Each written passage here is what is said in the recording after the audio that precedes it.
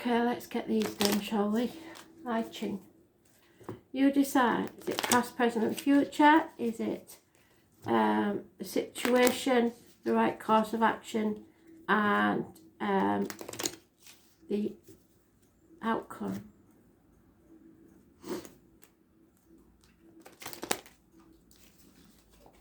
Don't come out now, son. The sun coming out, but after it's wrecked my gazebo, I won't be very happy. First one.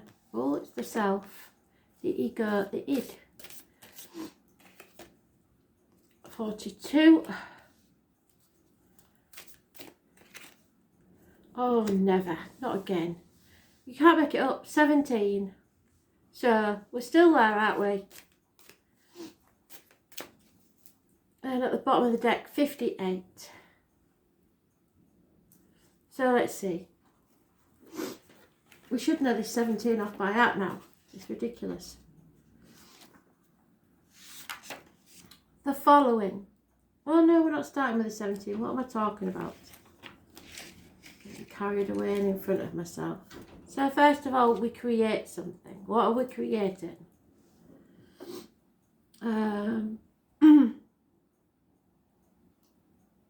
The maximum energy and willpower is available to you. This is concentrating on the yang, the divine masculine.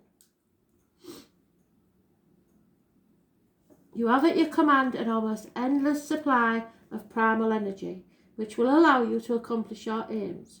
The problem with all this energy is that although you can do almost as you please, which everybody can, you must know when not to act. You must conserve your resources. This is an important message. Pace yourself. Temper force with wisdom. As all the lines are unbroken, the hexagon embodies the image of permanence and constancy. At the same time, it contains the image of fixedness and dogma and stubbornness. So strike a balance between endurance and flexibility. In your personal relationships, your partner will see you as the one in command at present and will look to you for the initiative. So don't be arrogant about it. 42. If you're going to rule, you've got to rule with a firm but fair hand. So something is increasing. Rousing thunder is below and the gentle wind, signifying a time when everything is in full bloom and the sun is shining down benevolently in life. As the original text says, it furthers one to undertake something. It furthers one to cross the great water. So someone may be travelling across water. The message is a simple one.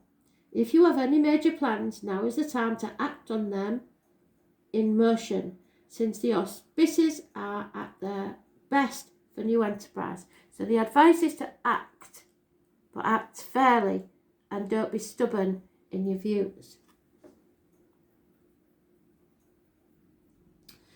There is, however, a caveat in this which makes it clear that any major new undertaking will have the best chance of success if its aims and your motives are at least in part unselfish. So it's not all about you. This is also true in terms of your personal life. You'll need to take a good look at how the scales of give and take are balanced. If somebody isn't giving enough to you, then it's your right to take something back for yourself. Make any adjustments that are necessary, lending more weight to the giving side, and your personal relationship will flow. But it's got to be a two-way street. And the 17, as we just said, we've had it many, many times now. So we should know it's about the following. It's a time when you will be able to put your troubles behind you. The Chinese liken this to the season of autumn. So I've said overnight, in all the yearly reads I did, it was the back end of the year that things started to fall into place. When everything in nature settles down for the long, sleepy hibernation of winter, there is nothing you can do to avoid the situation right now. Go along with the prevailing circumstances. You need to be flexible, adaptable. In personal terms, it means that you have reached a point in your affairs when there is no purpose in trying to get your own way, following your own path. So you have to let people be free to make their own decisions. If you carry on regardless, ignoring the underlying facts of the present situation, you will come badly unstuck. It is not that the universe is lined up against you, but that your goals and the general atmosphere at this time are out of sync. And the intelligent approach is to be flexible and laid back as possible. You may be in the wrong situation. So by autumn, you should know that and be able to then make a decision. 58.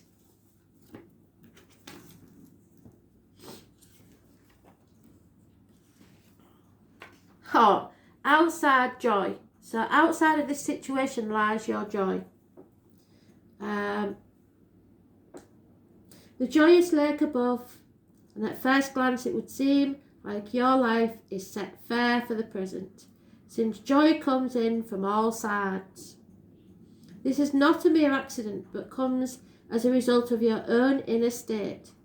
You can achieve a great ideal now through the gentle encouragement of others, and by letting out and about and meeting friends. This is also a good time to undertake new enterprises because you have the right mix of cooperation, congeniality, and clarity of purpose to bring plans to fruition. As in all of these hexagons, there is another side to the story. As long as your heart is steadfast and strong, your motives largely unselfish, then the joy you feel at present will be highly productive. On the other hand, it can degenerate into self-indulgent fun, which would have a very negative result. So, if you're just this in the internal situation, you have to be flexible. There's not a lot you can do there, and you are going to have to just suffer in silence and try and be fair to everyone. In the external position, though, there is joy there for you,